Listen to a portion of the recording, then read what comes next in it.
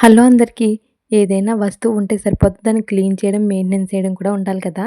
అదే అనమాట. ఇది ఏసీ. నేనైతే మొన్న స్క్రోల్ చేస్తుంటే యూట్యూబ్‌లో ఇలాంటి షార్ట్స్ అయితే చూశాను. బట్ మనం ట్రై చేయడం ఎందుకు అని చెప్పేసి అన్నయ్య వచ్చాడనమాట. నాకు తెలిసి ఇది నేను చేస్తానని చెప్పేసి చేశాడు. ఎంత దుమ్ము పట్టేసిందో చూసారా మీరే. మొత్తం నీట్‌గా క్లీన్ చేశాను. మళ్ళీ మళ్ళీ క్లీన్ చేయడానికి మన వల్ల అవ్వదు కదా! తనెళ్ళిపోతాయని చెప్పేసి అవి ఆరేలోగాల ఇవి కూడా క్లీన్ చేసేద్దామని చెప్పేసి పెయింటింగ్ బ్రష్‌తో మొత్తం క్లీన్ చేశాను. లోపల కనిపించట్లేదు గానీ పైకెక్కి చూస్తే గనక చాలా దుమ్మయితే ఉంది. ఆరేకి ఇలా మొత్తం ఎలా పెట్టాలో అయన్నీ నీట్‌గా పెట్టేశాడు. చాలా దారుణంగా అనిపించింది నాకైతే ఫస్టు. అంత దుమ్ముంటదా? మేము వేయించుకుని సంవత్సరం అయింది గదా! అని చెప్పేసి. కనిపించని దుమ్ము చాలా ఉందనమాట. మొత్తానికి బయట వాళ్ళు ఎవరు రాకుండా తెలిసింది కాబట్టి అన్నయ్య ఇలా చేసేసాడు.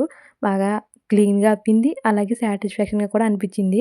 బయట వాళ్ళు చేస్తే ఎలా చేస్తారని కొంచెం భయంగా కూడా ఉంటది కదా! మొత్తానికి ఏ మాట ఆ మాట చెప్పుకోవాలి గానీ, ఇలా క్లీన్ చేశాక గాలి వస్తుంది. ఎంత చల్లగా ఉందంటే కాశ్మీర్‌లో చల్లదనం ఇక్కడే ఉంది.